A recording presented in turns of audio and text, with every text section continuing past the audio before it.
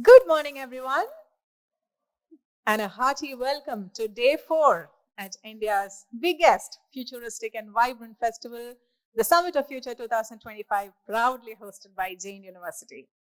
So, after peeking into the future of education, technology, and Earth in the first 3 days, here we are at the halfway mark of the Summit of Future 2025 to discover the future of creativity.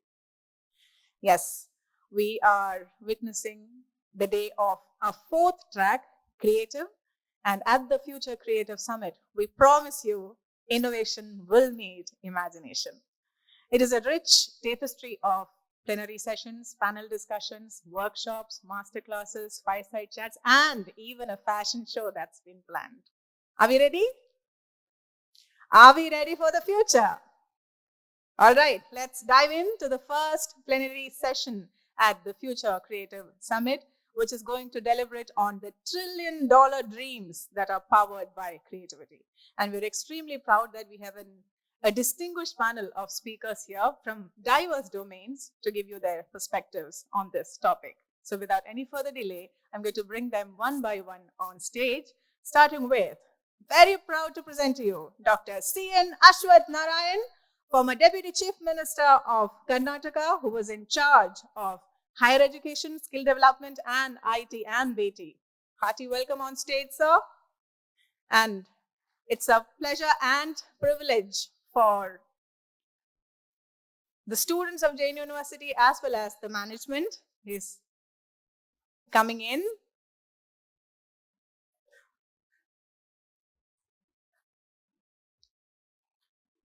Yes.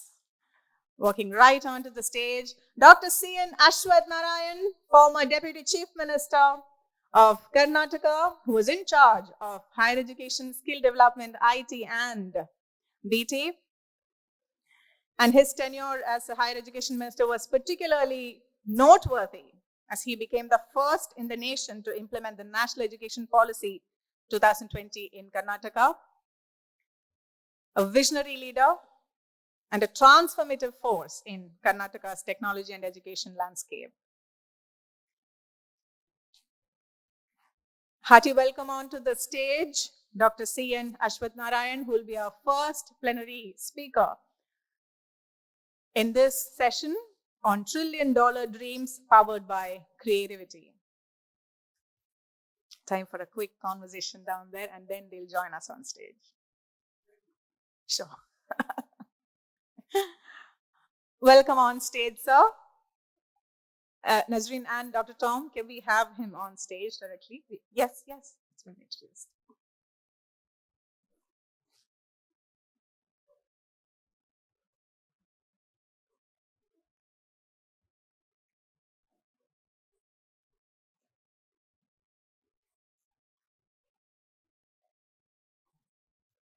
Sure.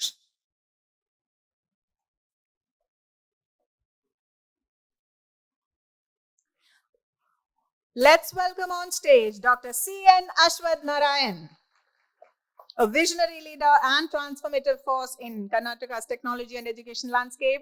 Jain University is proud to have you, sir. Joining him on stage is the Managing Director for Asia Pacific for Technicolor Group, Biren Ghose. Welcome, sir.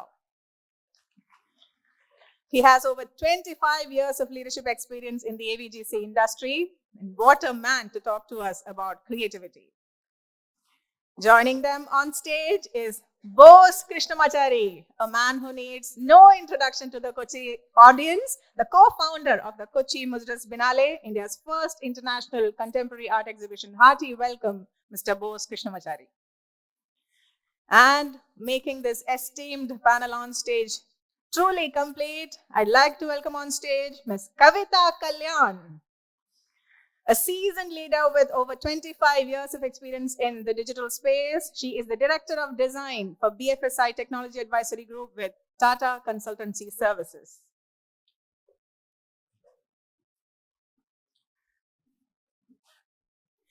It's my privilege to invite our first plenary speaker in this session, A man whose tenure as the higher education minister was particularly noteworthy because he became the first in the country to implement the national education policy in 2020 in Karnataka, a truly visionary leader. Dr. C.N. Ashwath, Narayan for you. Welcome, sir.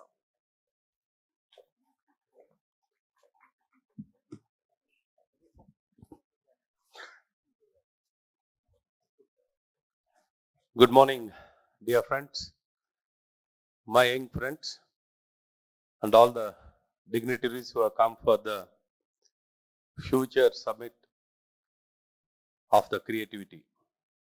Since this event is going on for past 4 days, for a 7 days event it is, and it's a very promising event. What I have been hearing about this event is really a very promising, much needed for us to come together, see what's happening, because the world has been changing very fast. We need to catch up, and we need to see how best we can help ourselves, our society, our country, and the entire globe. Probably in this direction, the Jain University, Dimd University, my good friend Tom, always full of energy, always raring to go, do his best. How best we can enable and support the younger generation, and how best we can integrate, converge the best possible resource in a more positive and a better way to help and enable the right kind of learning and the ecosystem to be built. Probably in this direction, we have Biren, the animation king, who has made a huge difference since we all work together. Uh, AVGC, AVGC is something which I could say as an IT and higher education minister, it is most important now. Technology and education need to come together to build a excellent talent and a promising talent. We should be of a global standards. We can't be no less to any other country, any institution across the world. Probably in this direction, we can't compromise. When it comes to the quality of learning or the skill development, we can't compromise. We can't say we need to be given some kind of consideration. There's no consideration. So, Biren, Technicolor, and we were able to work as a government together to establish a center of excellence. A center of excellence for the animation, for the design industry, for the media.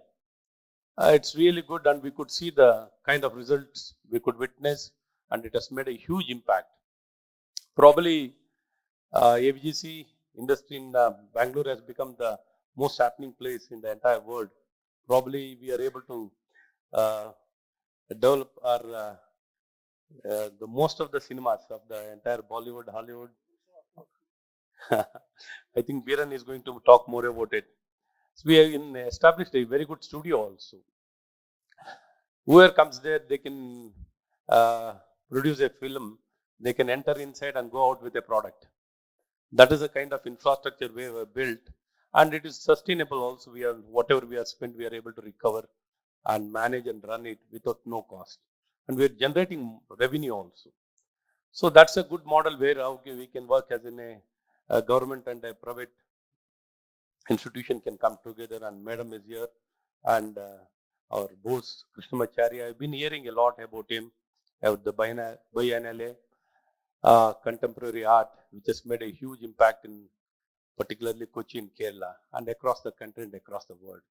People like them make a huge impact. We need to come together, and the government cannot function in separation, in isolation, or the industry can perform in isolation.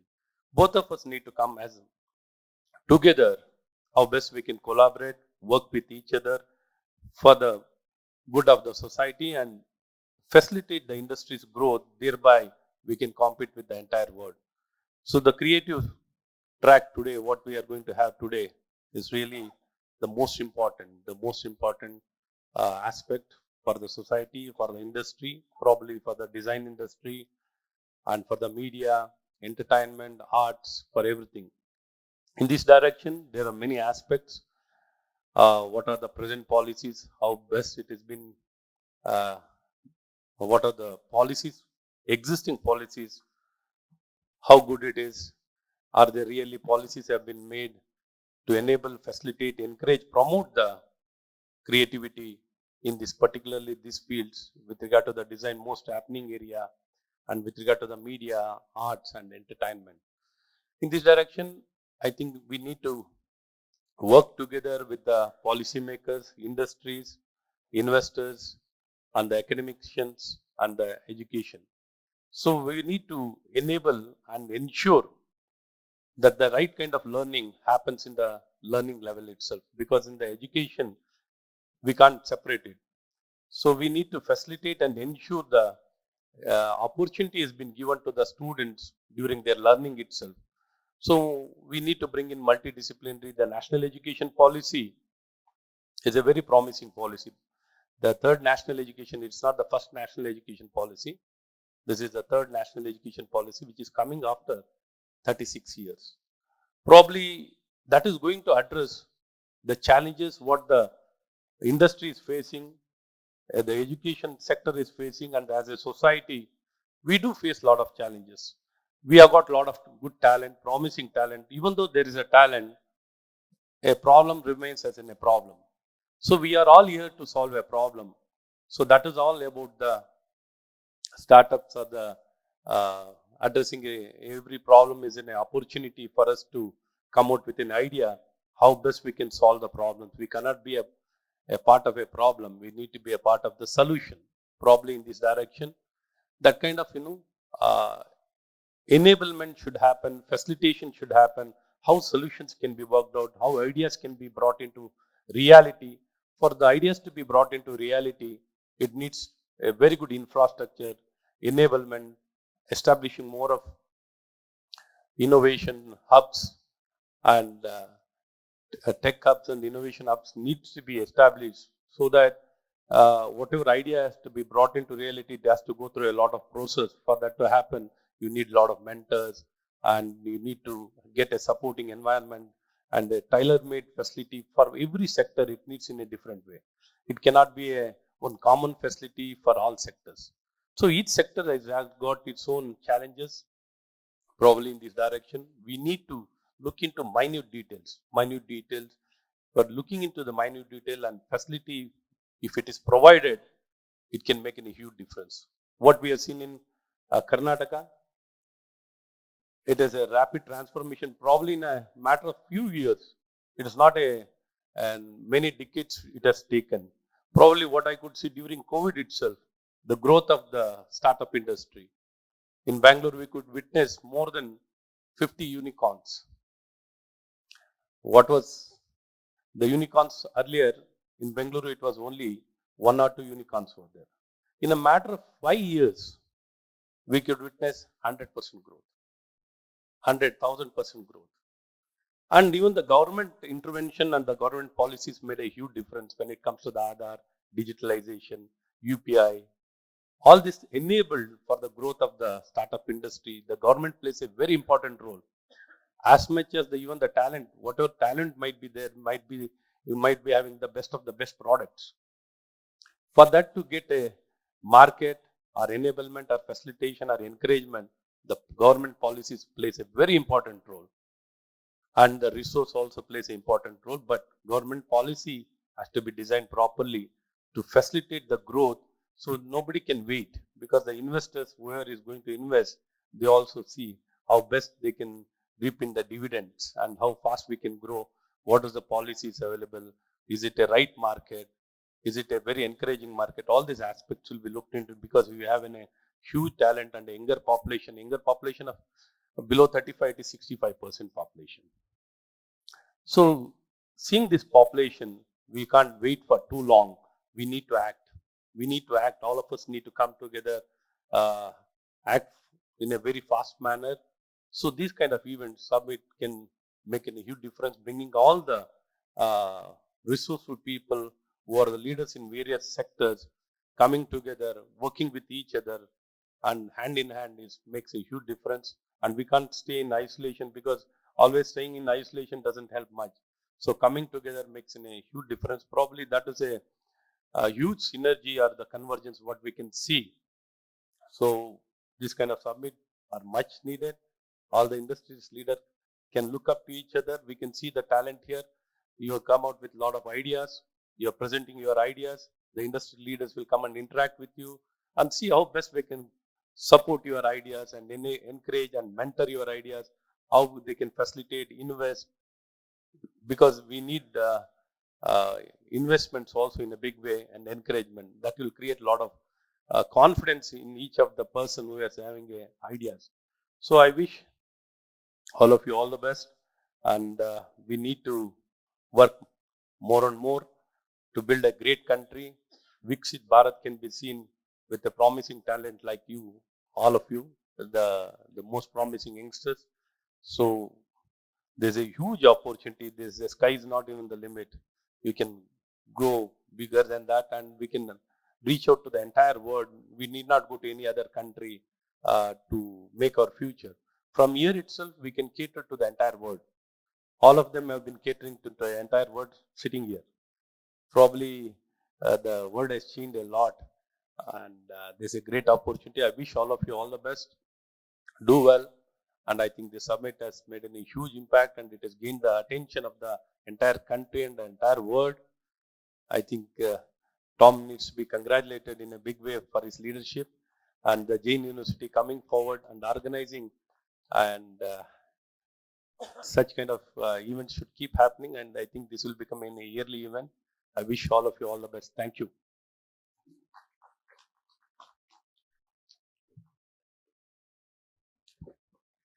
Thank you, Dr. Ashwath Narayan.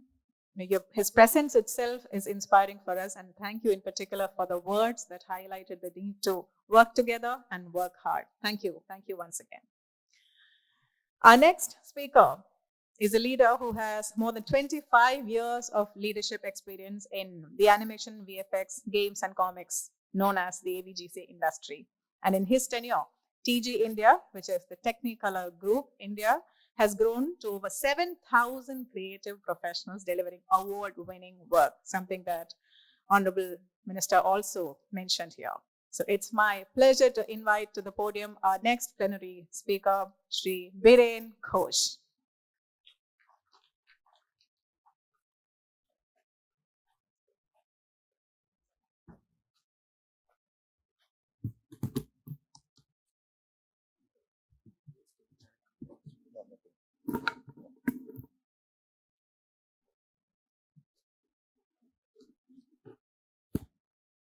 Can I have my first slide up, and I'm going to use the clicker. Thank you. Dr. Ashwath Narayan, inspiring, smiling, as always, guiding, enabling. Your presence here, I think, augurs well for the future of any summit. Very good to see you. My new friend, Dr. Kavitha, who works horizontally across many parts of the Tata Consulting Services business, designing the future for them and for all of us, leading the world. My most amazing story about TCS is the fact that they do the engineering for Formula One, and I'm a big fan. So I know that when the races are on, there is a TCS under the hood, going around at a speed of sound. And of course, Bose Krishnamachari, I met him here a few times when the design week was going on, and currently he is masterminding the Biennale here. But the good news is that day after tomorrow, he is going to open his new facility in Whitefield in Bangalore, where I live and work. So that is going to be a great opening, and look forward to welcoming you to Bengaluru. So that's also fantastic. I must thank Tom and the entire team for a brilliantly organized Summit of the Future. And I would like to start by saying that I don't know if you know what $3 trillion is in rupees. $3 trillion in rupees is 26 million crores. Think about it. So the four of us are given the task of making sure that all of you will believe that we are going to generate this 26 million crores. The GDP of our country is very similar. We are, of course, shooting for 7 trillion in 2030, and many things are happening in this sector. But I would like to start by saying that this is a very important mission. How many of you have seen The Lion King? Come on. Almost everyone. How many of you have seen Mufasa? Almost everyone. Mufasa yesterday crossed $500 million in box office, created entirely by our company. They did Lion King as well. So that shows you the power of what can be created by the artistry and the technical abilities that we have in this country. Now, what was the goal of Lion King and Mufasa? Right? Mufasa, as you know, is the story of Simba's father. It's a prequel to Lion King. They were looking for a place called Milele. What is Milele? It's a promised land. All of us are moving towards a promised land, right? So $3 trillion for this industry is the Milele for the creative arts sector. And while we look to become the third largest economy in the world, working together between academia, government and industry, what we want to create is taking our entertainment and media economy in India from 0.5% of our GDP to what is a global standard in developed countries, around 2% of the GDP. Because it is going to be something that creates jobs, that creates foreign exchange, that creates intellectual property. And I'm going to show you what is going to happen in the future. And I'm trying to encourage you, those of you who are in design and development, to make sure that you stay concurrent with these skills working in an institution like this. I was remarking when I came into this fantastic campus that if I had air conditioning and this beautiful surrounding in my classroom, I would have slept. But more seriously, I think I want to start by telling you where the globe is moving in terms of technology and creativity. So, our company has 4 different businesses, and thank God for that, because things go up and down in the media industry from time to time. The one on the extreme left is MPC, where we win several awards. How many of you seen Pirates of Caribbean, Harry Potter, Jungle Book? All of these movies, we do around 15 or 20 of these movies in a year. All of you see them, but hopefully what you don't see is the wonderful visual effects that we create. Nothing in Lion King and nothing in Mufasa was done with a single camera. And therefore, I think that is the beauty of visual effects and computer graphics. But the stories of tomorrow, no matter what we talk about, are not going to be told. They are going to be lived. They are going to be experienced. They are going to be immersive. And I think the beautiful thing about our company is that everything that we learn, we are paid to learn. We are a service provider. So we work with all the top studios, all the top game publishers, all the top brands in the world. They pay us, we learn. And today I've come here to share that, even though I have not been paid to come, but still I'm happy to share it with all of you to make sure that we imbibe what happens in these 4 areas. In the mill, the second one looks like a factory, it is supposed to, it is the mill. The mill is the largest producer of short film in advertising, in experiential and in visual effects in the world. We create 2,500 ad commercials per year for every large company, from fashion brands in Paris to automotive companies to Meta to Google to Apple to everyone that you can think of. And that gives our team the experience and the ability to play with new technology, new tools, new techniques, etc. We design, we produce, and we deliver all those commercials out of our global system. In Micros, we do the fully animated movie. Anyone here seen Kung Fu Panda? Everyone. Anyone seen Ninja Turtles? Everyone. Anyone seen Mickey Mouse? Everyone. Produced every day in Bengaluru, only in Bengaluru, for the whole world. So that is where we learn how to do the fully animated movies, because that's what we do for the world majors. And finally, Technicolor games. Anyone has heard of FIFA, the game FIFA? Everyone. We have been producing FIFA in Bangalore, only in Bangalore, for the last 16 years. The video game of FIFA has been produced for 16 years. As you know, the huge difference between 1 year and the next in terms of quality. So that gives you an idea of why I'm going to say the next 10 things to you, because we learn from that every day. And success and failure depends on the fact that audiences, box office, people who are in brands, they can test what we do by the success of that particular product all the time. So my next point is that what we are seeing today is three things. One, non-linear narrative forms. You don't start a story and finish it, like my speech. You actually make sure that we give you something that you play with and you create your story out of it. Many examples are coming up for you. The second is it's personalized. What you will take away from a game is different from what the other gamer will take away from it. Because you can choose in real time to go and do what you want in that particular game. It's an environment for you. When we come to the 2030 edition of the Summit of the Future in this hall, we will not be sitting like this. These screens will be all around you on the top and probably also at the bottom.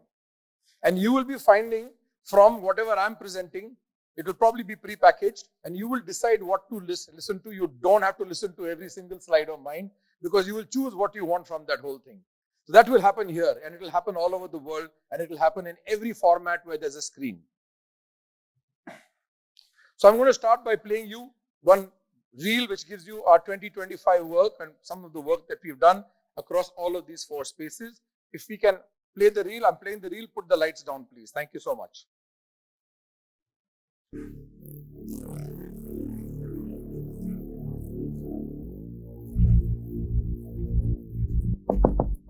That's Napoleon, Ridley Scott.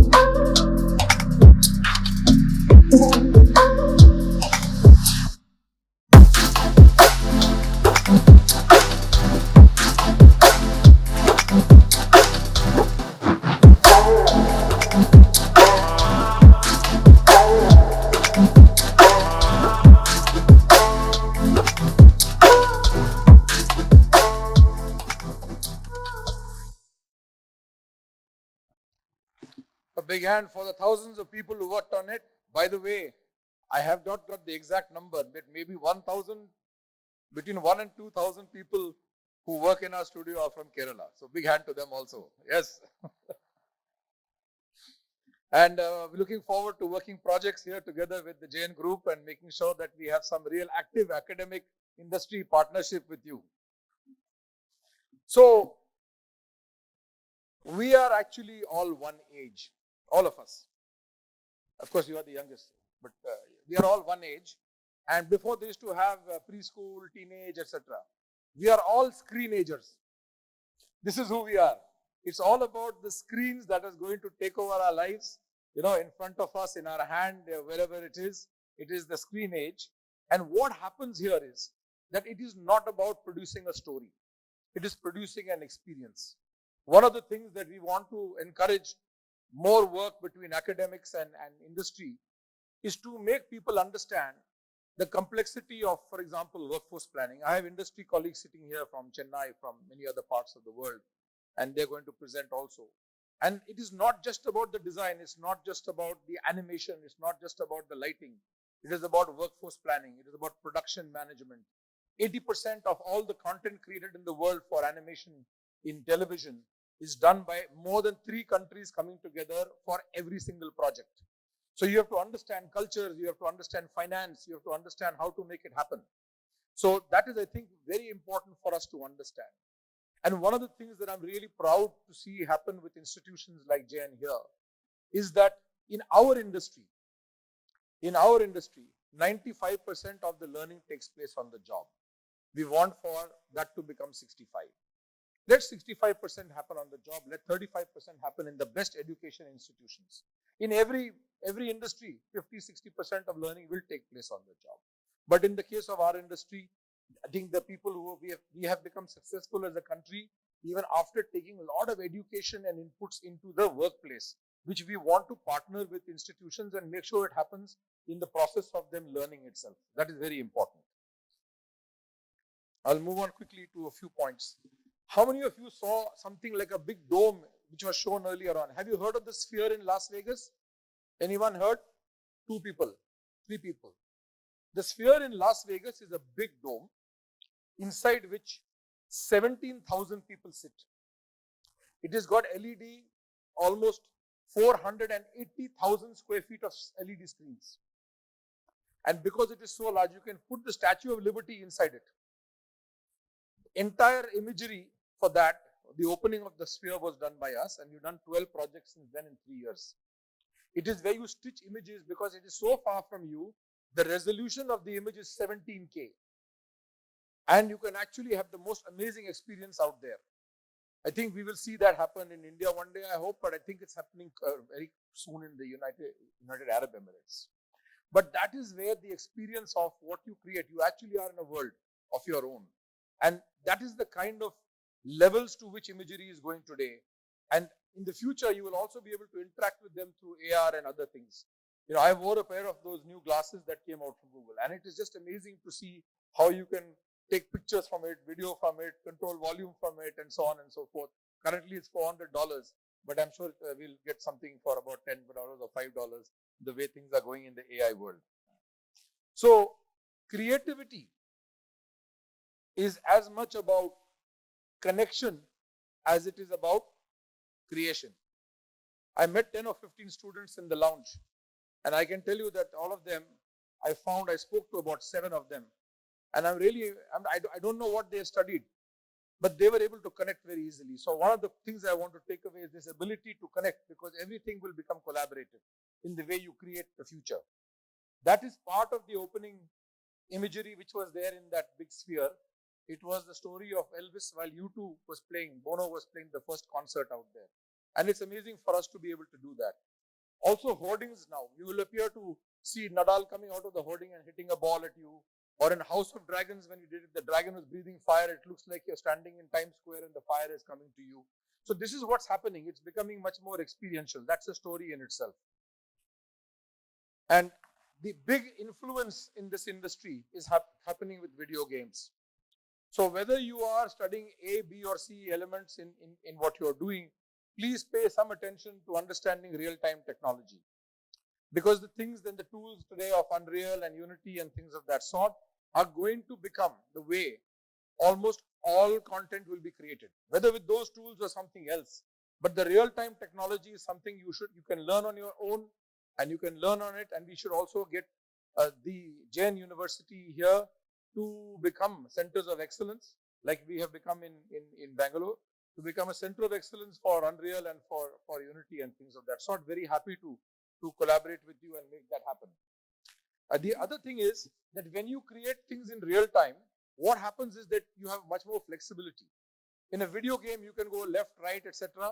And the whole reason why it's real time is because it has to be produced to a high quality, but at a very light asset. So that when you are moving, it has to render in real time, right? That's the big challenge.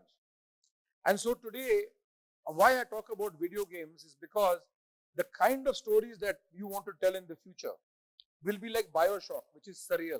or it will be like The Last of Us, which is stylized realism, or it will be like the World of Warcraft, which is vibrant fantasy, or something which is more Japanese and watercolored, or Bloodborne or Gothic. And these are the Western elements I'm telling you. But for each of these, we need to find in our Vedic tradition the Indian equivalents, because that is also going to be equally spectacular. So while we've learned all these tools, doing all this international IP, I think the future now is going to be creating this for ourselves. I'm very happy to tell you that the Prime Minister of India has done 3 Mann Ki Baat on this sector in the last 2 months. And you will see that he will launch in the next few days a mission called Create in India. And there will be a huge event. I will let him announce it in the next few days. But this mission Create India is going to become all powerful.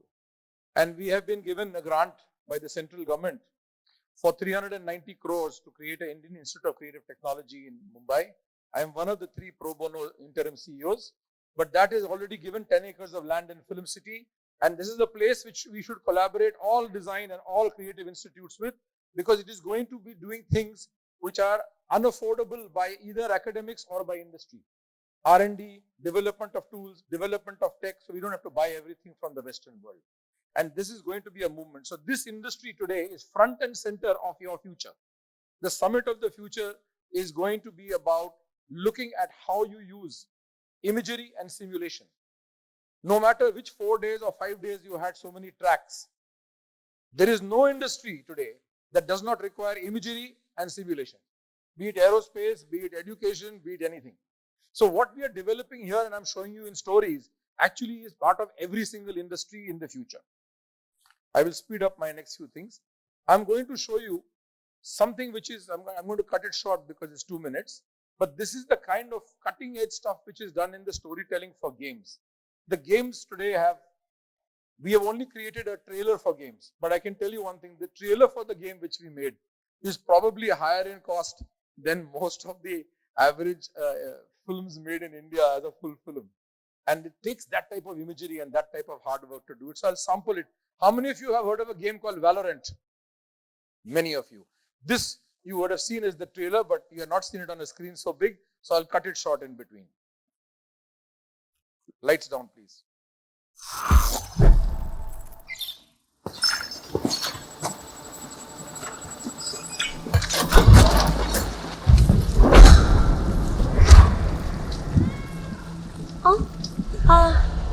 미안. 오늘은 어묵 남은 게 없네.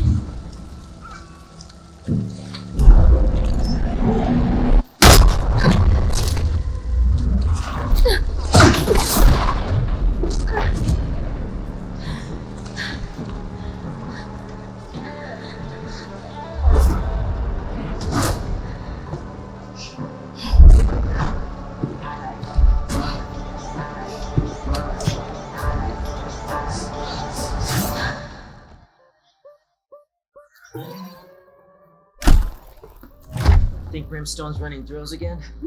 That or he forgot his password.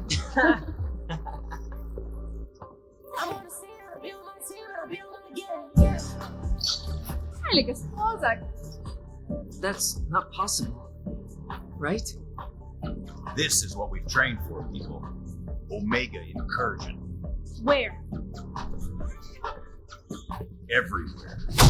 The old man laid out the plan. In the interest of time, you can see it online, but I wanted to show you the complexity that goes into environments. Now, you saw a trailer, which is one way of seeing this game. But if every single person played this game, you will be doing different things with the same characters, same background, same environment. It's a first-person shooter, so it's a fantastic world in the future. I wanted to tell you that the theater and the TV set and everything in your life in the future will be this. This is your next movie hall. This is your next family getting together. Hopefully not at the dining table. But this is where it is. So technology in this field is the extension of a human experience. Everything that we do, our mobile phone is an extension of our human experience. And the convergence of physical and digital economies is what will create the opportunity. So when metaverse and things are talked about, and hopefully Dr. Kavitha will throw some light on some of the things that they are looking at from a future of design. In the metaverse, the story does not end. In the metaverse, the story takes you to a marketplace. And in the metaverse, you are able to have new monetization opportunities. So the $3 trillion is not going to come from box office or movies. The $3 trillion is not going to come from the sales of TV to channels or from them to their consumers. It is going to come from this new media. When I came after working for 20 years into this industry in year 2000, animation, visual effects, games and comics together was 1% of the total revenue of our entire industry in India. Today,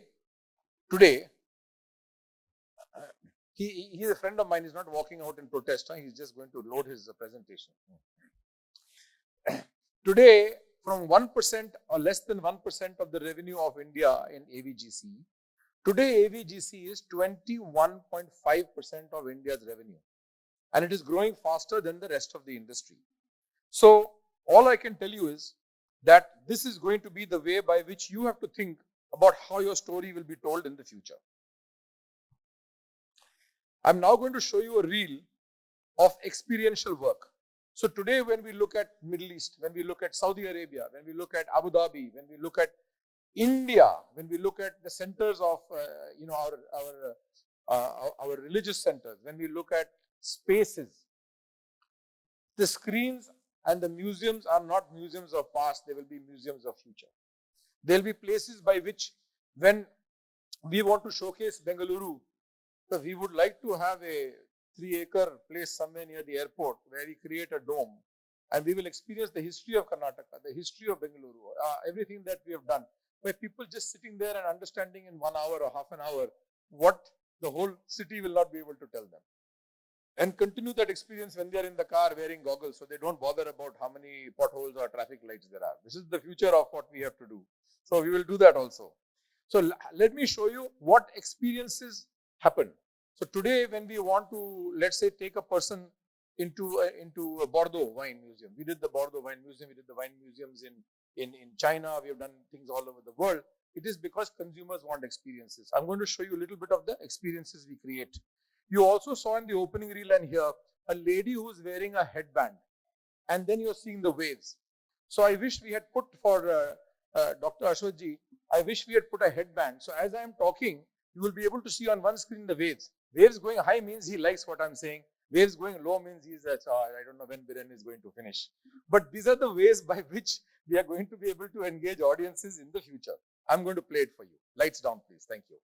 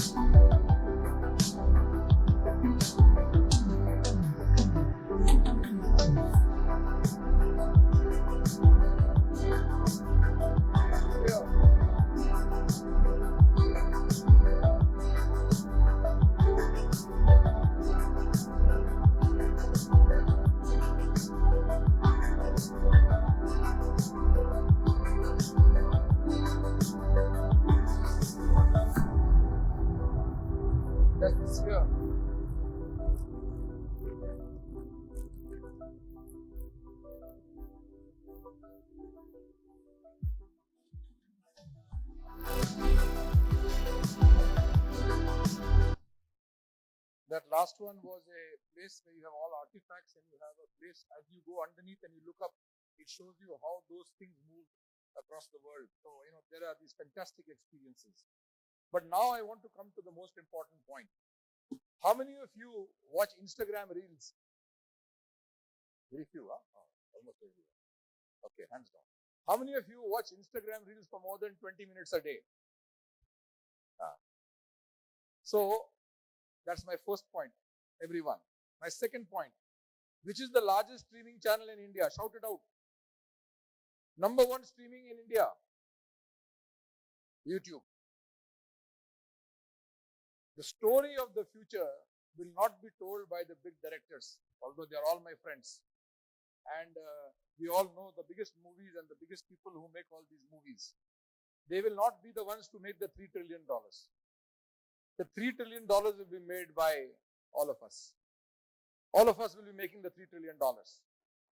Because the rise of social media has made you able to create a video which you take outside at Jain University, and you can use Jain University background, and you can use a professional something else and make a video, or you can make yourself act in something, and you can have a professional background, and the video will come out at a high quality.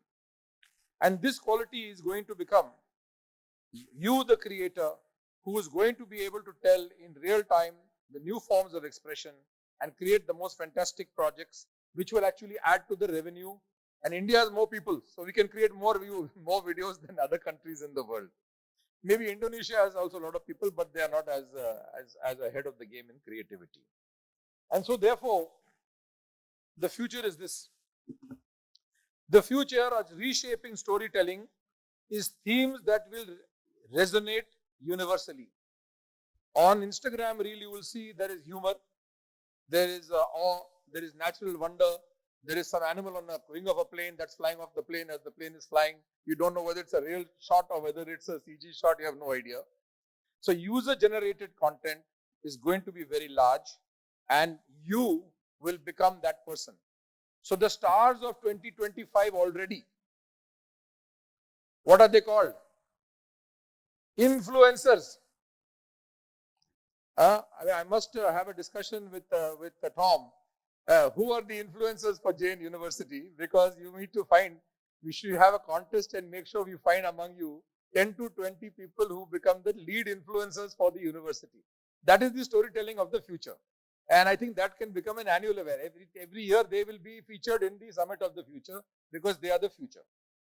So this convergence of personal expression, social media, immersive technology is basically what I wanted to say. This summit is here to announce to the world, and you guys are it. Subscription, people are tired of subscription. They are focusing now on microtransactions. The same way everything has gone onto your phone, right? You can buy Pani Puri and microtransactions. You don't have to buy the whole box from a store. The same way, all of the storytelling will become microtransaction, ad supported in an immersive marketplace. And I must tell you that while people say the conventional advertising is dying, actually the ad spends of 2028 will be 2x of 2020. So it is absolutely going to be driving the story further. The streaming channels, even the biggest streaming channels in the world, are not able to find their acceleration anymore. And it is going the way where we talked about earlier on. So I'm going to end with my last 2-3 comments to you.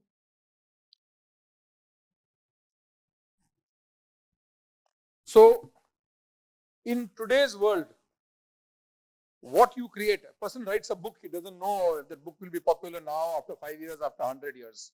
But today, all of what we create in creative, you know instantly whether it is fueling the passion of people, whether it is exciting, whether it is responding to the cultural shifts of what we see. I was talking to people who make the fantastic comic book franchise of Amar Chitrakatha. They're good friends, and Rana Dugubati is behind that, and he's coming to Bangalore for Bangalore Summit Effects on 27th of February. But now suddenly you are seeing there's an anime craze in India. So people are saying, why anime? It is Japanese. People used to say, why Mickey Mouse? It is American. But we have to be able to tell our own stories, and you guys have to make it happen. That's the main thing. How many of you watch any anime? Oh, see, a lot of people. So the question, why do you have, is it too late? They already watch anime. They love it. We have to find out how we can use the stylization of anime to tell our stories. That is important. And that is what I think we should be helping people with in education and in industry. So here is the dollar sign. You make movies today. Fortunately, we have some great movie producers in not only in Mumbai, but in Karnataka and also in Telangana and so on. And they are looking at the fact that we will be able to create a big project and make big money, which is what is happening in the Western world. The reason why Hollywood is about 50-70% of the total revenue is because they are able to put projects out that are hundreds of millions.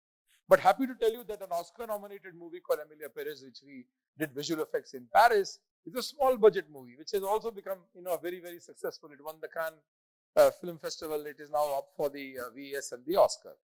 So 2020 till now, we have to go from 2.8 trillion, just to know, because the topic was given to us. The world economy for this business is 2.8 trillion, shooting for 3 trillion.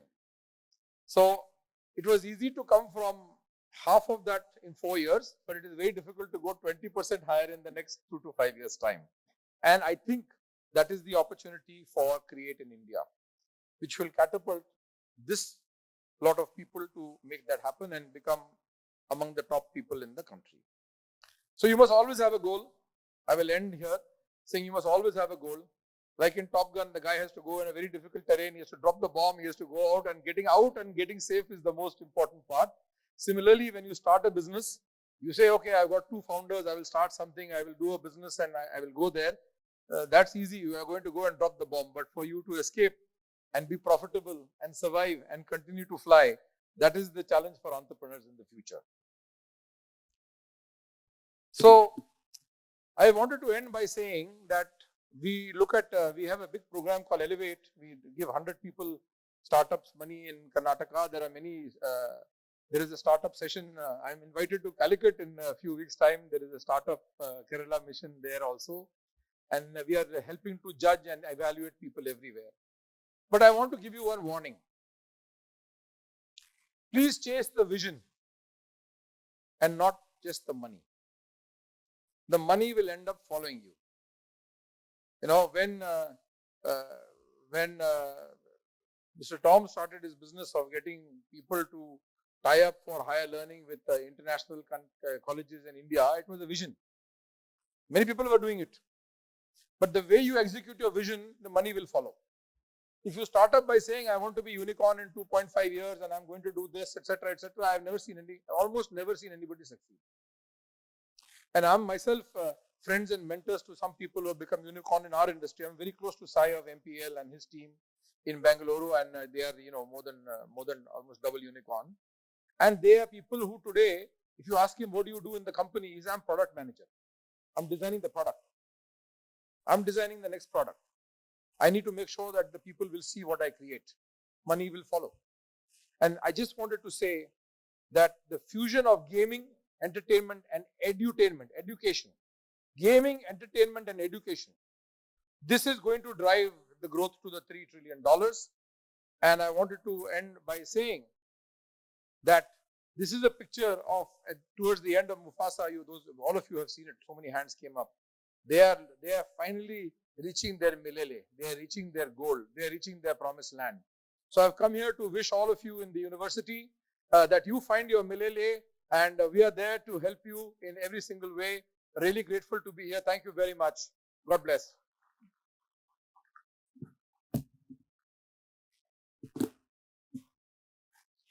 Thank you, Mr. Biren, for taking us into a futuristic world, indeed, one that of great promise, great excitement, and fascinating, right? As he took us through those 4 wings in his Technicolor group and spoke to us about the work that their organization does.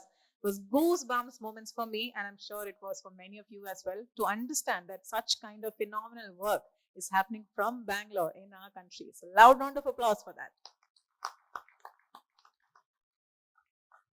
Our next plenary speaker is a prominent Indian contemporary artist and curator, and his artistic vision, as well as his curatorial expertise, have established him as a key figure in the global art circles.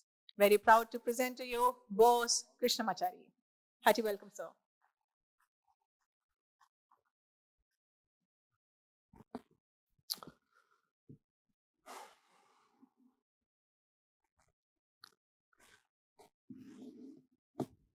Namaskar.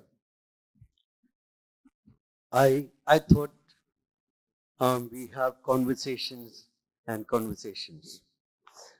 I didn't know there's a presentation could be done. Anyway, I just talk about where I come from. I was born in a small village in Kerala called Mangatukara, near Angamali. Went to study in Mumbai for my fine arts, BFA. Did my master's from Goldsmiths College, very late. Lives and works from Mumbai, Bangalore, and Kochi. That's presently working from Bangalore and Kochi. Live with 2 children. Both of them are inclined to be, one is interested in making film, other one is interested in contemporary visual art. My wife was from income tax department. It's a kind of standing in front of you, listening to amazing, inspirational, not influential, inspirational presentation from Mr. Ghose. Such lectures, such presentations, I wish we had it earlier in our school's time. You are lucky to have people coming and presenting amazing vision. Actually, every molecule is almost like a vision. That's what he presented.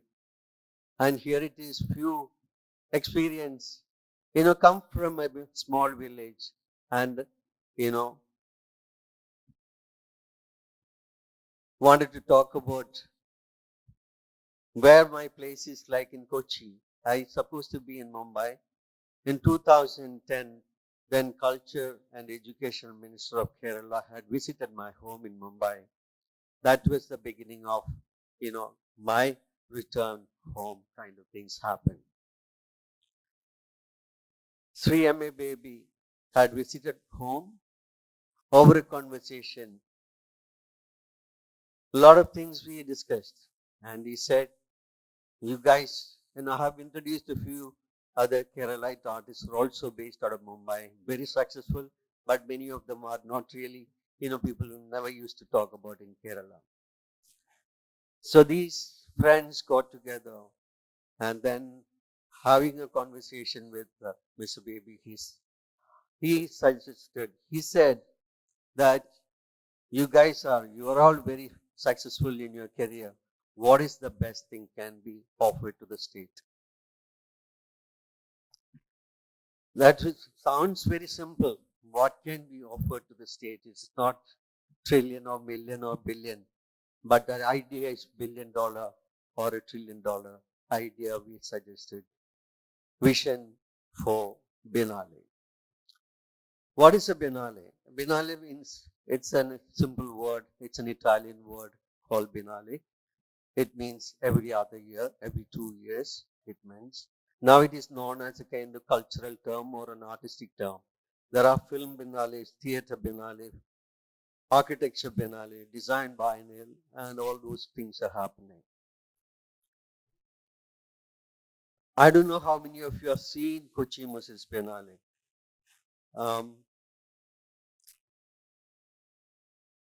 The first edition of the Biennale was started in Venice in 1895, and it's more than 120 years ago. And it was started as a kind of almost like kind of fair a business model, but it's later become cutting edge practices and thinking place from internationally. The same thing we have adapted, we have started in Kochi in 2012. Our Biennale was started on 12/12/12 and it ran for 3 months. The first edition itself, we had nearly 400,000 people visited. That 400,000 people are from different part of the world. Some of them are creative people, some of them are local participation was amazing. I feel it is important to know where you come from. The location played an important role. Kochi played an important role. Kochi is an ideal place, a secular place for receiving things, and that is what Kochi made it creatively, given more power to that space. Here it is a $1 trillion talk.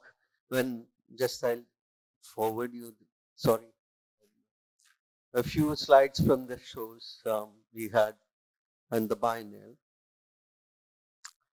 This is, it is called Kochi Muziris Biennale. Muziris was the oldest port which was washed away in 1431. And a lot of research has been happening in Muziris. Muziris was the oldest port, and why Kochi Muziris Biennale? Muziris is almost like a mother. There is a kind of umbilical relationship with Kochi and Muziris. That's one of the reasons we have used as a kind of Kochi Muziris Biennale.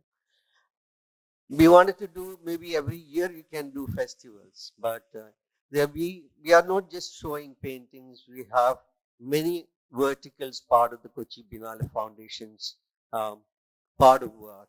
Like verticals like Students Biennale is initially internationally. In fact, the first biennial was initiated by us in Kochi. We have more than 57 art schools, creative schools, part of the last edition of the biennial. And so many young students got opportunities later, and then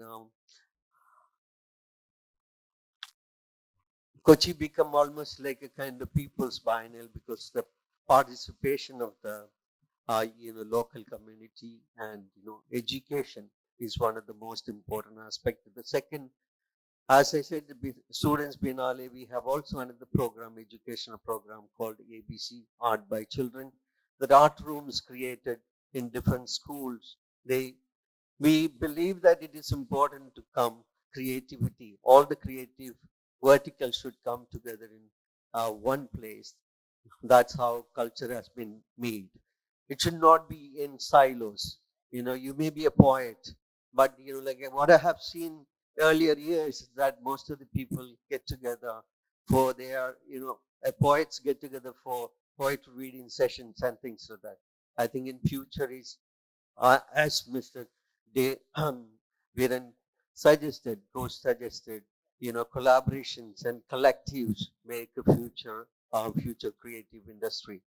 Creative industry, when we talk about, there are so many things we can talk about. Success stories can be get inspired from. For example, when we talk about, Steve Jobs, for example, Steve, when he started his company, he was not invited. He didn't invite any kind of computer engineer or somebody like that. Not a technician he has invited. He has invited a designer, artist from London, Jonathan. I've changed the whole vision, whole perspective about how to, create products. As it is, I've been meeting so many creative people in different parts of the world, different parts of India. When I hear from, there are so many creative people are working from Kerala, in Bangalore, Pune, Mumbai. Any creative section, if you go, you find much more people than any other state in India. There are creative minds. I think it is also working under or working with somebody. That's what I have seen in other part of India and other part of the world. I feel there's so much of talent. There is an opportunity. I think believe in yourself. Keep seeing, keep moving. Don't get obsessed by this. Of course, he's given you so many interesting Google Glass and everything, but don't get obsessed by these objects. That will kill your imagination. Human imagination is faster than light. That cannot be beaten by anybody, anything in this world. There will be AI and UI and things like that, but human imagination is the beginning, and the end is also human imagination. From there, you can build trillions. There are tangible trillions, tangible billions in your mind. But that is what I believe, tangible and intangible. It goes hand in hand.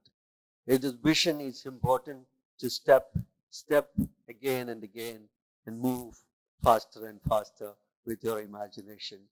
Creativity, if you want to create a better future, better thinking, you know, our minister has started in Karnataka in the policy for education. It is one of the most important things. It begins there. Policy making with education, culture, and economic policy should be hand in hand, and the technology also comes into it. Three important verticals: culture, design, and technology. These three things connect with, marry with aesthetics, then you can make a better, beautiful, brighter world. I believe in that, and that kind of space we have to create.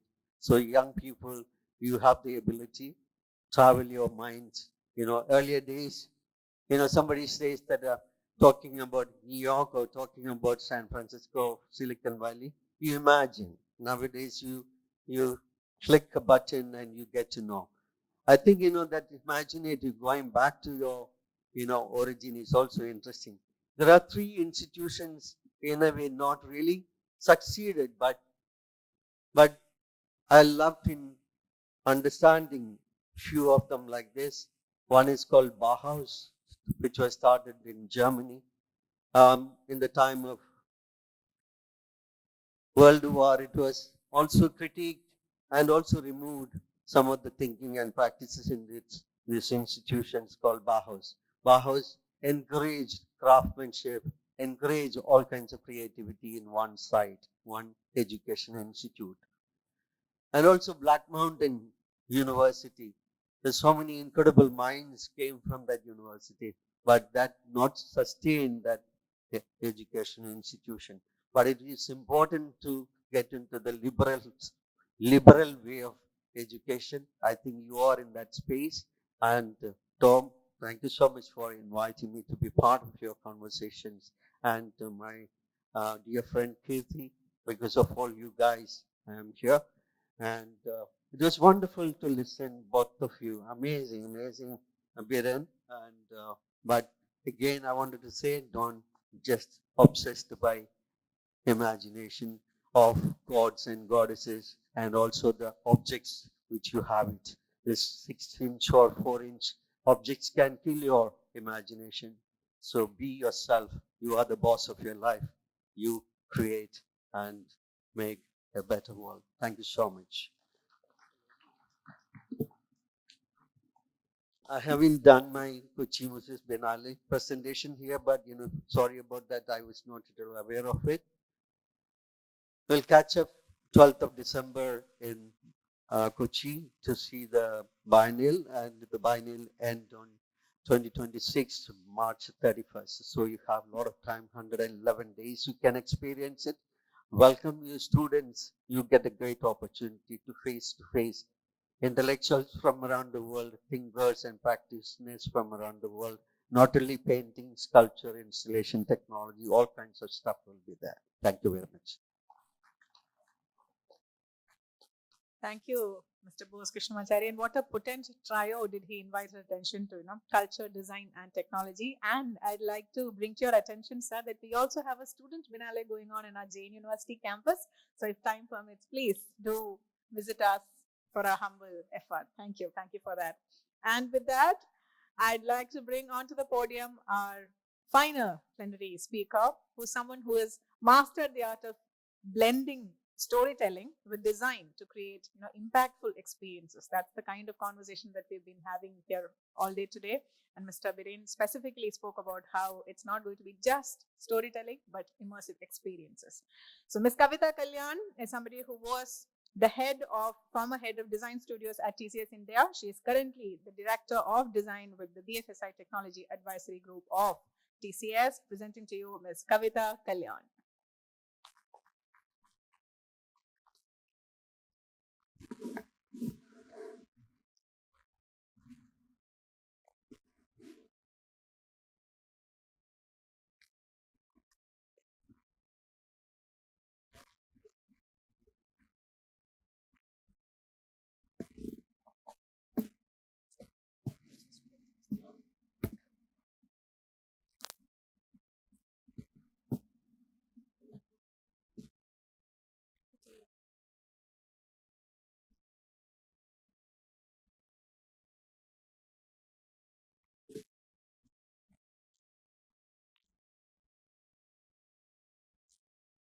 Hi, good morning, everybody. I'm not sure if we're still in morning. Yeah. Hi, good morning, everyone, and thank you so much for having me over. I've been listening to all our panelists, and I think there are a few common points that I've been, picking up along the way. We belong to various facets of creativity. Our outputs are, in various forms of expression. But what is the common underlying principle that joins all of us together is one, human ingenuity, second, storytelling. And somewhere along the way, we are trying to shake a hand with technology and we're trying to be relevant at the same time. So what I want to do today with you, what I want to talk about is in the IT industry, it's a whole other universe. We're not very far away with respect to how we want to express ourselves. But at the same time, I do want to, try and see if we can build a bridge between academia and the industry. Because the gap is getting wider. Because we have so much of emerging tech coming into the play, and design has to keep in sync with them. And while we are evolving with time, while we are evolving with technology, we don't want to leave you behind. So you have to come with us, and that gap has to close. So today, I actually wanted to put a few thoughts together in this space. It's going to be a lot more text. It's going to be a lot less visual. But I do want to give you a view of what the lay of the land is today, how we are, what is the digital age today, 2024, 2025. What is the industry expecting from you? And therefore, how you need to prepare yourself for it. That's more important. On one side, we have skill building, which is great, but that's not the answer to the question. The other thought is that you need to be able to think up stuff. Yes, we call it, you're being an entrepreneur, but everybody is not just going to take off on his own. You are going to come back to larger, institutions like us. And therefore, we need more thinkers on the job. Having skills is one thing, but thinking more is what we're looking for. And two things that really matter. One, how do you think? And two, how do you communicate? Because very clearly in the services industry, we are talking to the Western world. We're talking to major markets. And their expectations are very different. And if we have to stitch our world into theirs, we need to understand their ecosystem, which means we need to understand users who are not sitting at home, but users who are sitting out there who you're probably never going to meet. So you're making something for somebody out there who you don't even know.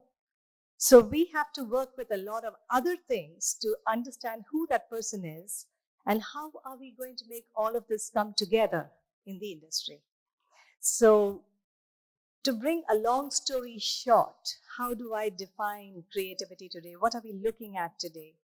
It is the power of human ingenuity, and it stems from the need to express oneself, one for a purpose and to bring value to the table, and also to serve the larger community through the art of visual expression and to communicate with them. And this is not in isolation because this is stitched in to the fabric of, industry flux. You are looking at domain trends, how you work with retail versus how you work with travel versus how you work with finance. It's all going to differ one from the other. And all of this is going to get coupled with best practices that we are already learning. We've already gone into the internet space for a while. It has matured. So there is a distance we've covered. So there are best practices in place. So we have to bring all of this together. And therefore, the final value that you're going to be building is going to be in high impact customer-centric experiences. At the bottom line, you are digital storytelling. So end of the day, you are writing a story. It's just that all your tools of the trade are very different. And we have got to bring all of that together. So yes, today we've been echoing storytelling in different ways. We are also doing it. But the way we do it is slightly different. And we need to ensure that all of us are going with the trends. Otherwise, the gap becomes really bigger. And it becomes even harder to scale that. So moving on, I'm going to give you a few, tidbits of how we need to go through this, what makes up for it. So of course, very clearly, this is the era of experience economy. When I say experience economy, what does it mean? There is an experience you go through when you go to a Coldplay concert. There's another experience you go through when you go to the Kumbh Mela. There's a third experience you go through when you're going completely digital. Each of these brings value in terms of an end-to-end experience that you want to go through, digital or physical, or phygital for that matter. It could be both. So what are we trying to attempt with that? One, you're trying to build a digital narrative. Your digital narrative is very important. And I just want to demystify the fact that when it comes to experience design, colloquially we call it UI UX, but the actual word is experience design. The discipline is far bigger because you might have heard the word design thinking, but there's also service design and interaction design. So all of this comes together into one big whole, a bunch of processes that put it together, different disciplines that come in one after the other for you to get to view the, the larger view of it, bird's eye view, and how you granularize it into your actual work. So it's very important that you understand these things. So what we're looking at is an entire story from a design perspective, which does have a visual output, but yes, it is aesthetic, but aesthetics is not the only thing that matters these days. It is very important to know that you're bringing your design together on a foundation of data and emerging technology. We cannot do away with that. That is the fundamental thing. So when you come in and you want something personalized for you, you're actually looking at how, a person's profile is going to be looked at. Everything is based on who you are and what you do. And that is the data that we collect. The data gets collected from 20 different places. But the main point is that the data is going to form the Lego blocks of the entire picture that you're trying to paint. It is important. So you need to warm up to it in some form. Yes, I do know that some of the disciplines in design advocate user research, so to speak. User research is good. It was always good. But there's a catch here. We're in 2025. We're not in 2000 or 2005. In that period, user research made a lot of difference because you didn't know anything about anybody. But today we are sitting on data. We know who they are. I come from the banking and financial services department. We know every individual in there. We know what he does. We know how he spends. We know how long he's there. We know whether he's a fraud or not. We know everything about him. So the data is up front. We know every transaction of that person. So when you do user research, it's not enough. You need to know more. So entire user profile is a complete concept which brings in user research data as well as the data that you have from the system itself. You need to warm up to a changing spectrum. We look at research, yes, but it's not isolated. So it has to be a combination of things. More the information you have, richer the experience. Because now it's moving to another level. We are getting into things like personalization and a whole lot of other things that are coming in. You're going to have to work through all of this, and aesthetics won't be the only answer you look for. So it's a definition of, how do you go past that? So as designers, let's just start opening our minds up that you have to embrace data and technology a little bit. You don't need to code. I don't code. You don't need to code, but you need to understand what you're dealing with and how it can basically impact your storytelling capability. So next we go into, okay, I have my story. How am I going to sell it out? All of you have mobile devices. Some of you look at laptops. We have a kiosk when you go to an ATM. You probably go to a bank branch when you want to get something done. In fact, over a period of time, you probably haven't gone to a bank half as much because you've done most of your stuff on your mobile phone, right? So there's a shift in your behavior itself as an audience. We are using digital more than physical. We don't go to the bank at all. So as designers, we need to look at the reality as it stands in front of us. How are people engaging with us? What are the touch points? It's not any one application. It's a group of applications. It's an ecosystem. So designers need to think in terms of an ecosystem, not necessarily limit themselves to either one mobile app or one website, or you don't limit yourself that way. You have to look at the entire spectrum. And that's how we ensure that the solution we are offering is covering everything. So it's every touch point we look at and we cover for that. So that is exactly how the entire unifying experience comes into play. And when we look at that, for example, I'm not sure if you guys are familiar with the word omnichannel. How many people have heard this word? Briefly, omnichannel. Okay, I would really suggest you start reading. So you're actually going through that experience of omnichannel. Okay, all of you must have binge watched on Amazon Prime at some point in your lives. So what are you actually doing? You started off with the television. Somebody came into the room and then they took over the remote. So you walked off and now you're looking at it on your mobile device. You're probably at season 5, episode 13 or something, and you continue from there. What's going on? The data is real time. You just moved from one device to another. You're still watching it. You didn't have to go back and start all over again.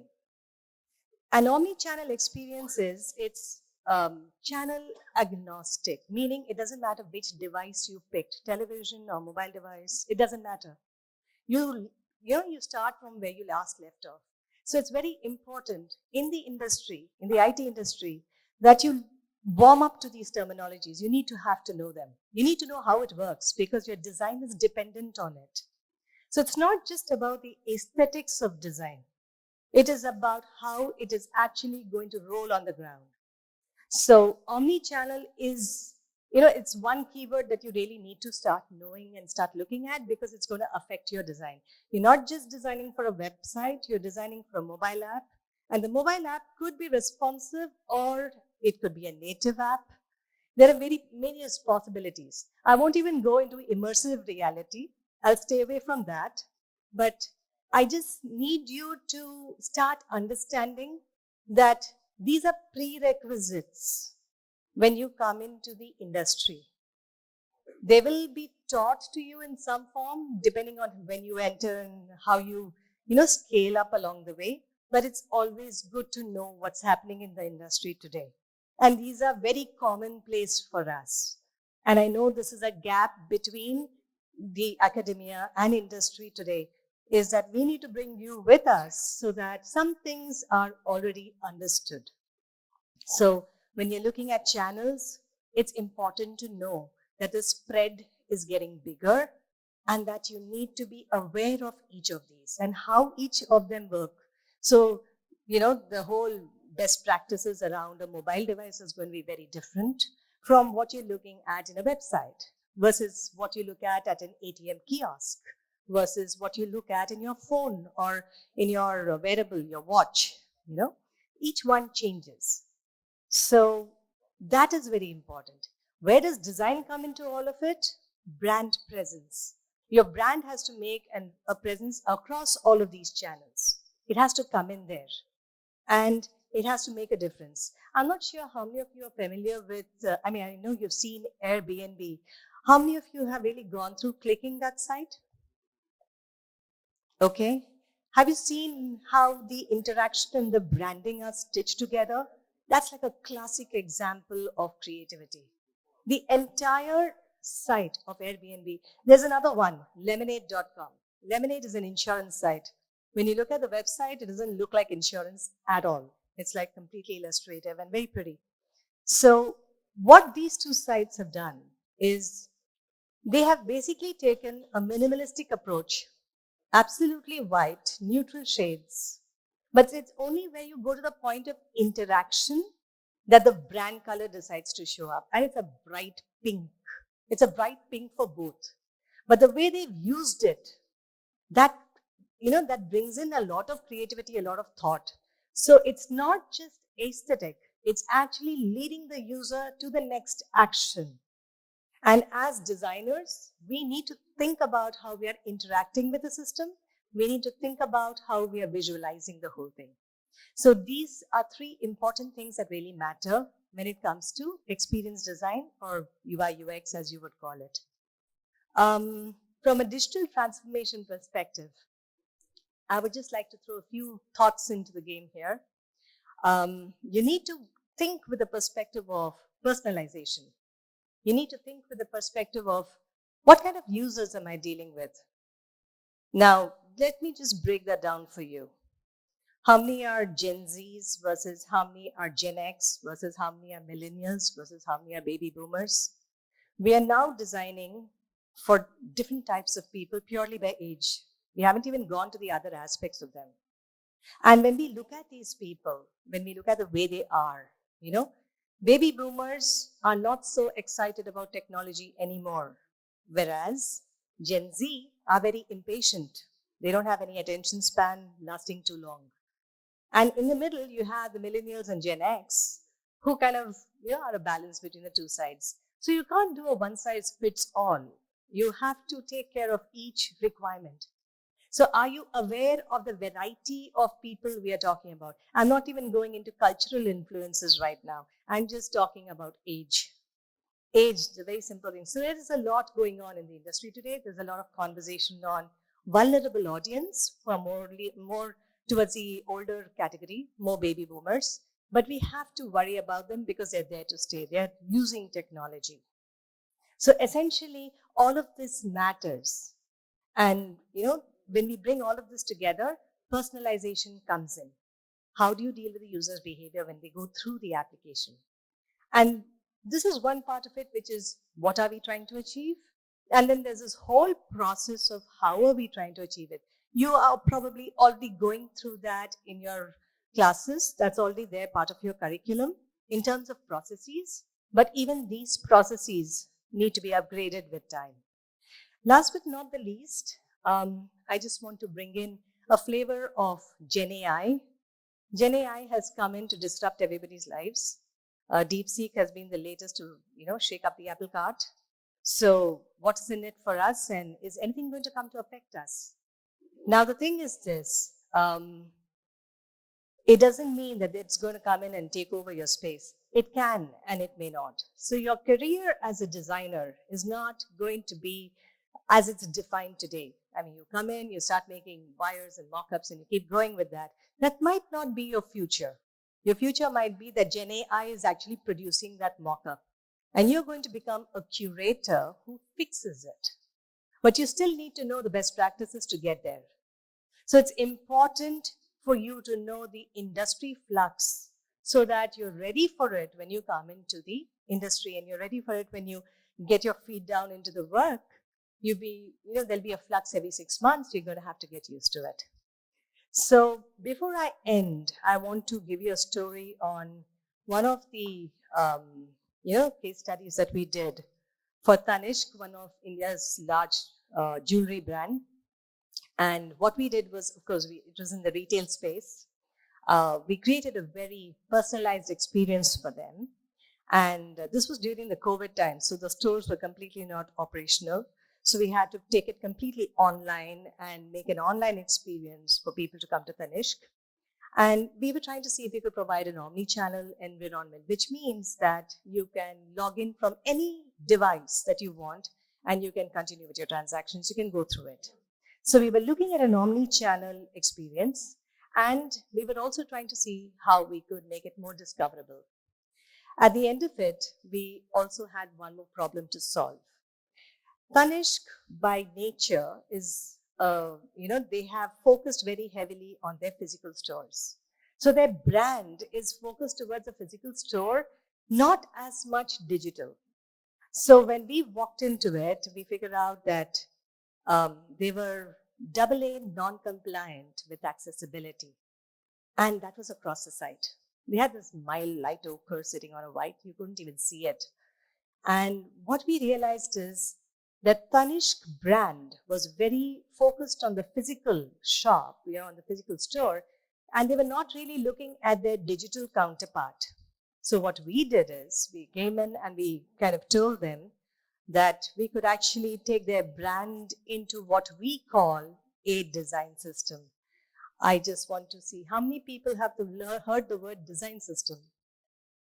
Okay, guys, really start reading. You got to get warmed up to the net. So design system, very important. How many of you heard the word Figma? I'm talking a tool here.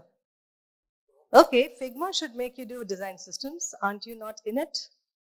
Okay, Figma will get you there. Guys, please, design system, you have to start there. You have to have your portfolios that at least showcase something.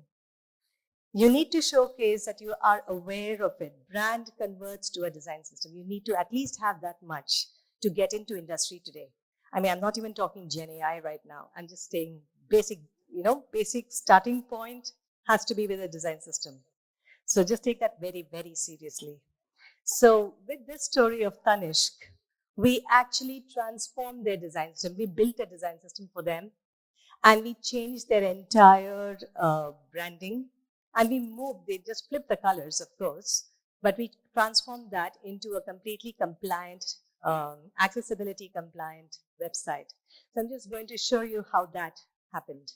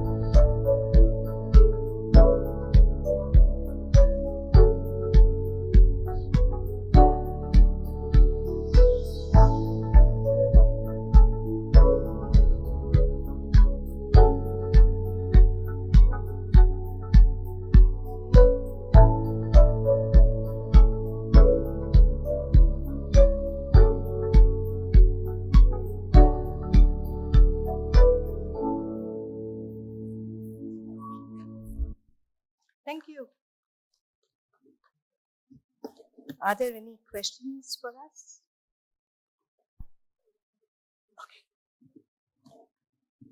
Okay. I had earlier mentioned that she's a seasoned corporate professional, but I have to tell you, ma'am, at your heart, you are a teacher. How simply and how warmly, thoughtfully, and carefully did you explain those concepts to our students here in a language that all of us understand? Thank you for that. Now that she has showed us a campaign, not really a campaign, but a rebranding, complete overhaul, and design systems thinking that went into the Tanishq brand, we would also like to show you something small. Very big for us indeed. It is a marketing campaign that we did as part of the Summit of Future 2025, something that took Kerala by storm. So we'd like you to watch a short video here on the screen.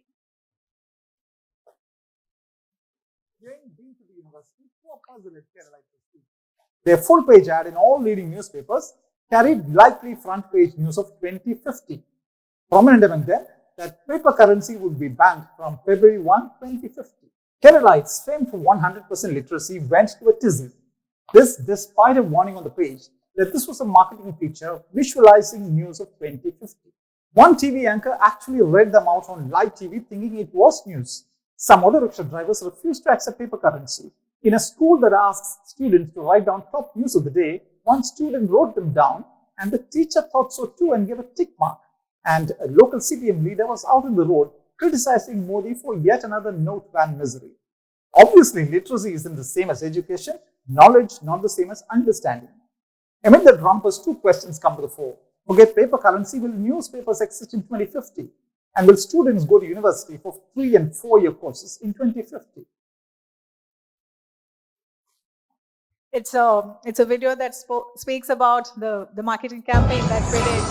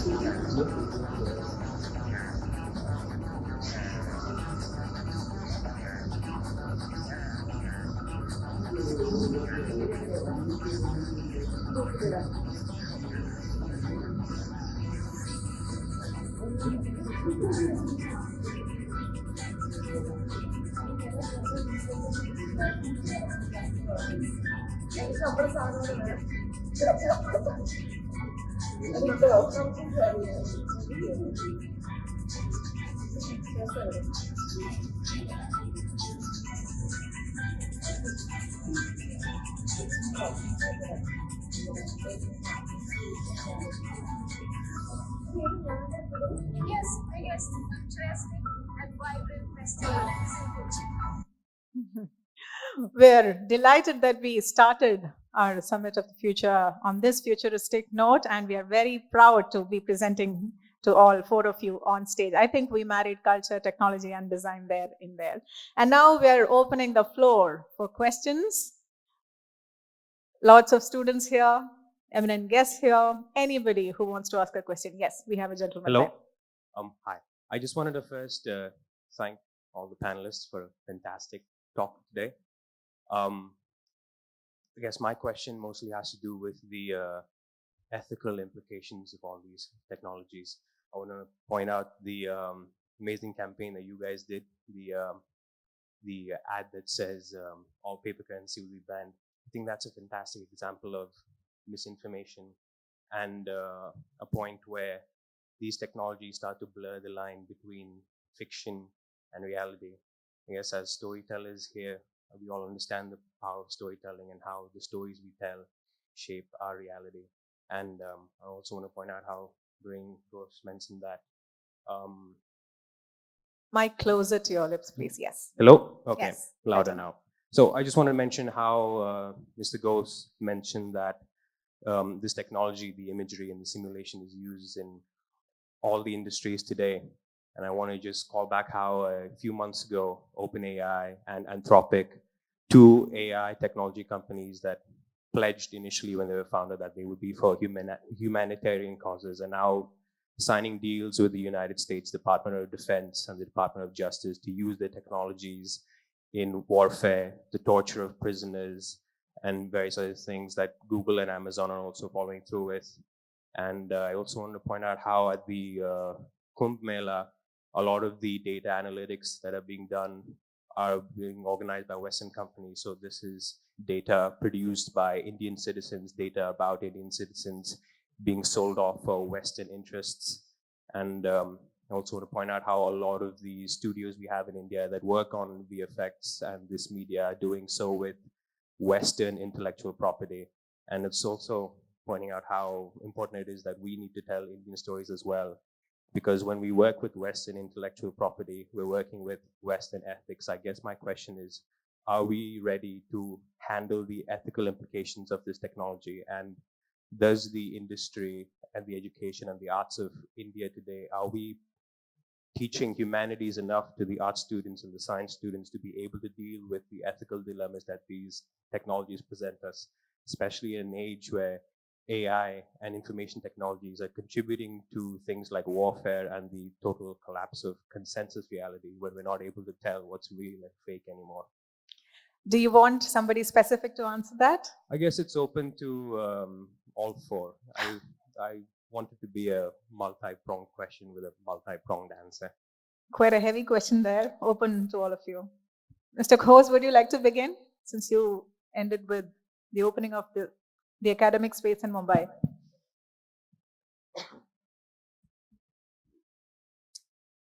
I am a senior citizen, so I was able to catch only 14 questions there.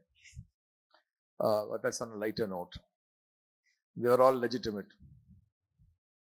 I must tell you that the most innovative people in the world are the crooks. So when Elon Musk buys X and they have an annual security budget of $110 million, but in the first few months, 2 guys went and hacked it. And there is a book presented to me by Michael Dell, whose conference I have been attending for last 8-10 years every year. It was a long time back, maybe about almost 12 years back or 10 years back. He gave me a book called Future Crimes. And the book Future Crimes talks about how these guys will always be 2 steps ahead of everything that you create, which is why you need to have security of all types. Before I come to the specific security question of yours.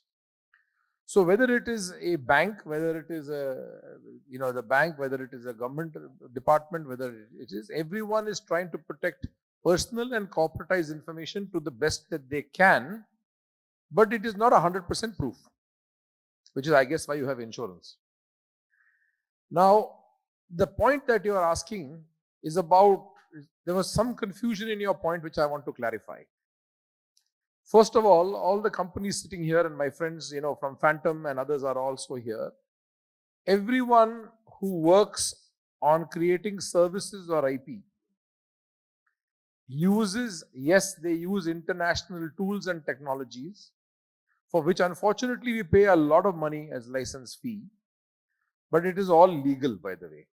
So whether we create a Western product or an Indian product using an Adobe or an Autodesk or a Foundry or whatever the case may be, it is legal.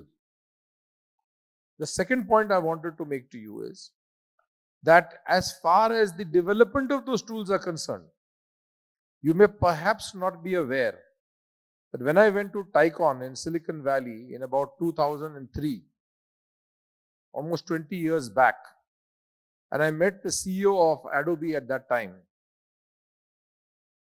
By then, 90% of the development of every Autodesk tool was already happening in Noida in India.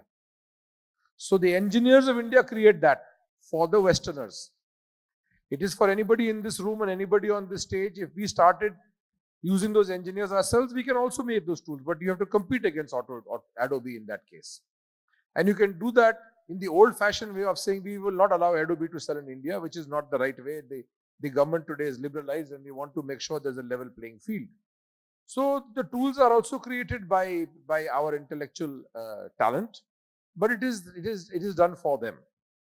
Similarly, let's not forget that services in India today has overtaken everything else, including manufacturing, because the IT industry, which actually came from the fertile soils of Karnataka, but it is all over India today, this industry started by doing international work.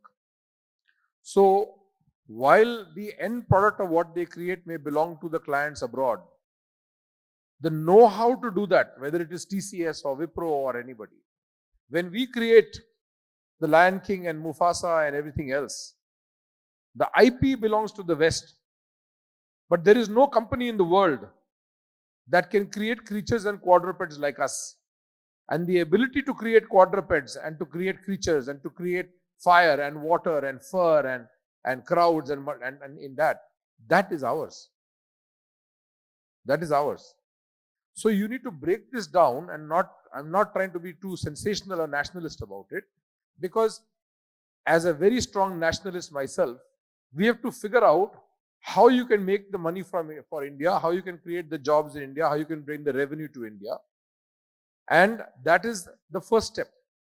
I said in my talk, by using that knowledge, today we have been able to create a hyena in the movie Leo. How many of you saw Leo? Tamil movie, quite a few. We could create a hyena in Leo. We could create a tiger in RRR. We are currently working, I cannot announce, on the biggest movie in Karnataka, which you can guess. And we have done Bhedia, where the boy becomes a wolf in Arunachal Pradesh, motion captured in our own studio, which was granted by the government. If you see Amazon, you go to the poachers. All the animals in poachers are all done using the same tools and technology. It is up to us and our people who make stories to decide what is to be created and what IP we should have and what IP we shouldn't. But I'm all in favor of doing a lot of work for other people for their IP, making all the money and then creating our own IP with our own money. So that is my one point. As far as piracy is concerned, I started by telling you that the crooks will always find a way to do something which is disruptive. But that is an external event. You know, I mean, there are cases of lapses in banks, but most of the banks and all of the banks are fairly secure. I hope you would agree with me that they're fairly secure, right? In our country at least. And therefore, the governance and the guardrails, we don't have to worry about it. Because the people who own those IPs are going to be very, very clear about it. As a company, till about 8 years back, we had 22,000 patents globally, including things that you have used like MPEG-4, etc. And we used to make about 800 million euros a year of royalty money. Basically, that department only has lawyers, because all they have to do is to go and take the phone that comes out from Samsung, break it and see how many of our patents are being used and make a deal.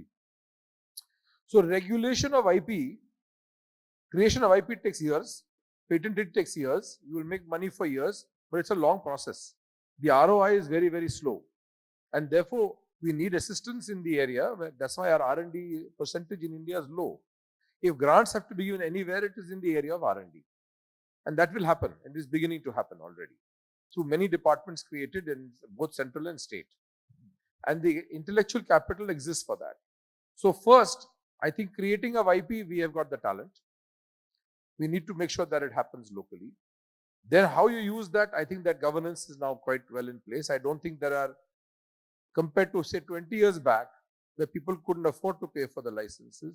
Today I am almost, with head on heart, I will tell you, hand on heart, I'll tell you that maybe 99% of studios in India use licensed software. So there's no issue on that front. To create something from scratch, right? We only have a few examples of, the Chota Beams and other things of the world. That is going to change, because that's where the assistance is required. And that will happen because the platforms that I told you of distribution, the platforms of distribution, whether it was Cartoon Network, Nickelodeon, etc., these were the international channels, but you perhaps know that Doordarshan has now launched the Kids channel, and Waves has become an OTT channel launched now by the central government. A lot of opportunities for you to do that. The other point I made is, please do not wait for anything. Create your own content, go on YouTube, try and make your money. Today you have all the tools to do it. Prove that you can do something, and you'll be obviously taken for a higher thing. That's all I can say on the answer to that question. I pass it to anybody else.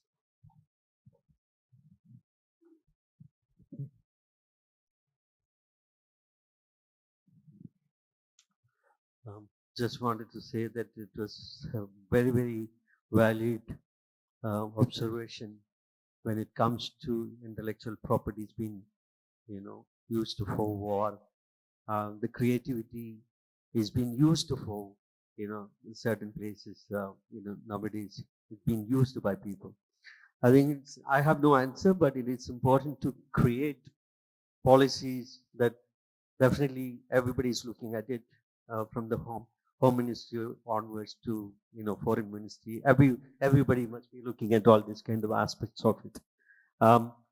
What is belongs to us is anyway belongs to us. That is our imagination. I would keep on saying that. Your question is really relevant. I hope this needed to be protected in some ways. I don't know how it is, but that's my view. Thank you. Ms. Kavitha, quick remarks? Yeah. Now, he used a particular word. He spoke about ethics. Now, you don't have to go up to war for that. You don't have to go into, a very large space. Ethical design is a very important thing, and every designer in the room is a very responsible individual. So you're not just learning the skill or trying to be creative. You're also responsible, and you're going to own what you're doing. So ethics is a very important thing that comes along with you. It's not explicitly stated. It's not written. It is something that you evolve as an individual, and as you grow, you will, you'll form your own opinion about it. But you do live in a universe of rules and policies that will anyway put you back on the track. Now, when it comes to UX for design, there is a concept called dark UX. Anybody heard of that? People, someone, put up your hand. Dark UX. Okay, dark UX is basically when, let me give you an example. When you put your credit card details into GPay and it doesn't allow you to delete it. And you cannot do anything. You have to put a credit card detail there. There is no bailout. Or when you have to accept terms and conditions for something else, that is still okay. You can still go past and, you can go further. But there are some places when you are not allowed a bailout on a given screen and you do not agree with it. So you might have to uninstall the app, or you might have to take some drastic action because it was unethical on that screen. You didn't have a bailout plan. More importantly, when you're giving out your personal information and you're not allowed to take it off. So it is important as designers for us to be careful how we are designing so that we are ethical first before we go about pointing the finger somewhere else. Because we are the ones who are doing the design. It's very important to make sure that you have your principles in order while you design, and that nobody is going to teach you. That's your, maturity coming forward on its own. In case not all of your work is going to get reviewed all the time, but it's your responsibility to make sure that you're ticking all the boxes. If it comes to, another part of what you said with respect to AI, there is a lot of war going on out there. But from where we see it, we are being very careful with respect to how we want to handle this kind of technology. We know that we are faced with a Goliath. We don't know the size of this Goliath. We're still trying to figure it out. And at the same time, we are very careful that whatever we take off it is useful for the greater good of the organization. And there's nothing that's going to, backfire on us. So everybody is very carefully treating, trying to understand just how much of this Goliath you want to tame. So that's currently taking place in the industry. Year 2024 and 2025 is predominantly based on trying to figure out how you can tame technology to work for you rather than become a slave of it. And there is a part of us that is very overwhelmed with AI, but there is another part that our gray cells are still working, so you don't need the AI until you're really not good at it. So don't depend on that AI so much if your gray cells are still active, and because your individuality matters. And he very beautifully put it up. He said, you are the first person, right? You are the one who's imaginative and creative. So it doesn't matter whether it's DeepSeek or whether it's OpenAI or whether it's ChatGPT or whoever it is. End of the day, you have the control of whether you want to use it or not. If you're good enough, you probably don't need it. It's okay. So ethics, principles, discipline, and, responsibility. These are the aspects of life that come with you as a designer. So it's not just a skill industry or a creative industry. You have a whole lot of principles that back you up while you go through it. So I hope we answered your question. That was a layered question, and we got a Quite a layered answer there as well. Thank you, all of you, for responding to that. And in the interest of time, we will have to wrap up the Q&A session there with that just one question. To present a token of our appreciation to our excellent speakers on stage who engaged us, I'd like to bring on stage our Pro Vice Chancellor, Professor J. Lata, and Dr. Tom M. Joseph, Director of New Initiatives with Jain University. Both of them coming on stage to present memento to the four of them. Starting with Dr. C. N. Ashwath Narayan,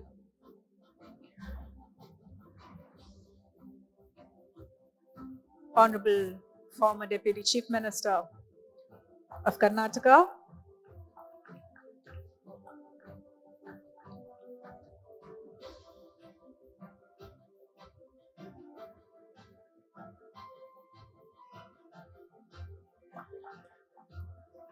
Shri Biren Ghose, Managing Director, Asia Pacific for Technicolor Group,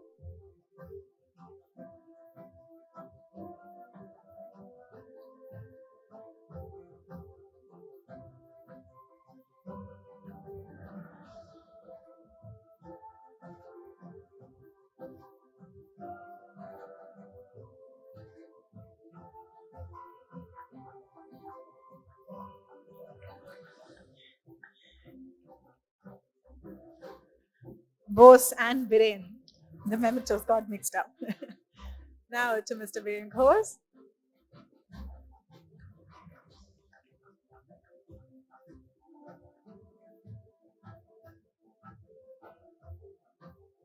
And finally to Ms. Kavitha Kalyan.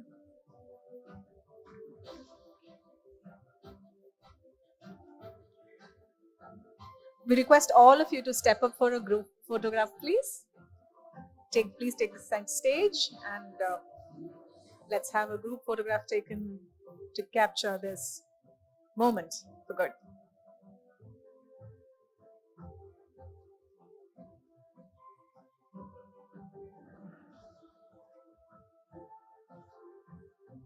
I can vouch that this was a session where there were a lot of actionable takeaways for our students present here. Thank you. Thank you for presenting all of them from these varied perspectives.